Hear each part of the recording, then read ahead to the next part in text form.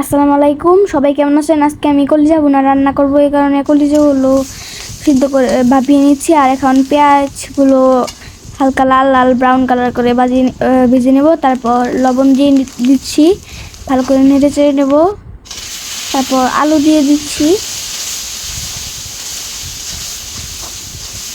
ভালো করে নেড়ে নেব আমি এটা। তারপর আদা বাটা,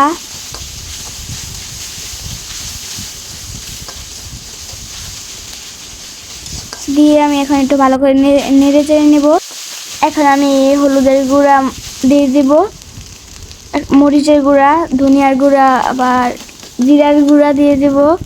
ভালো করে নাড়িয়ে চড়িয়ে তারপর একটু পানি দিয়ে দেব, যেন না মশলাটা যেন না পুড়ে যায়। ভালো করে নাড়িয়ে চাড়িয়ে একদম কষিয়ে নেব। দেখেন একটু তেল ছেড়ে দিয়েছে, তারপর আমি কলিজাগুলো দিয়ে দেব। এখন নেড়ে নেব।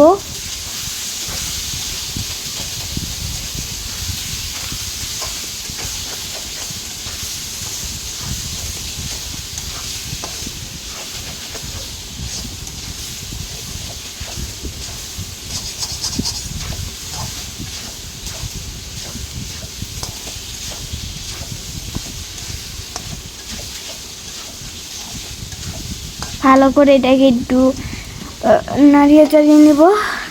তারপর আবার একটু পানি দিয়ে দেব।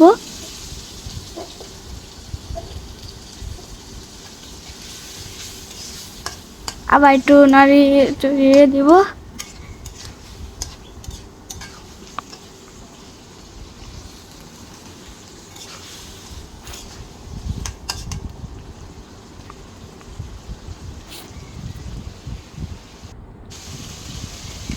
এই যে দেখেন, এখন গরম মশলার গুঁড়া দিয়ে দিচ্ছি আমি।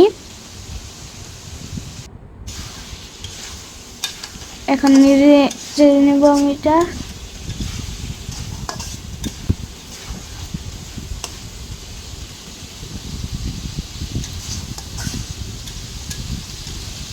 এই যে এখন একটু ঝোল দিয়ে কষিয়ে নিচ্ছি। এই যে দেখেন, তরকারিটা প্রায় হয়ে আসছে, মানে আসার পথে।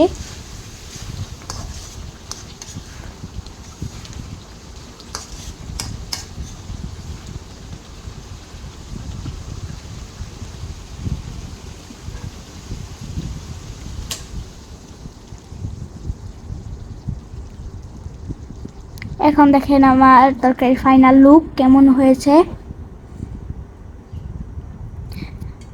আর এদিকে কুরবানি ঈদের আগের দিন বলতে চালের আটা রুটি করছিল, ওগুলা ভেজে এখন কলিজা দিয়ে আর চালের আটা রুটি দিয়ে পরিবেশন করবো। আল্লাহ হাফেজ।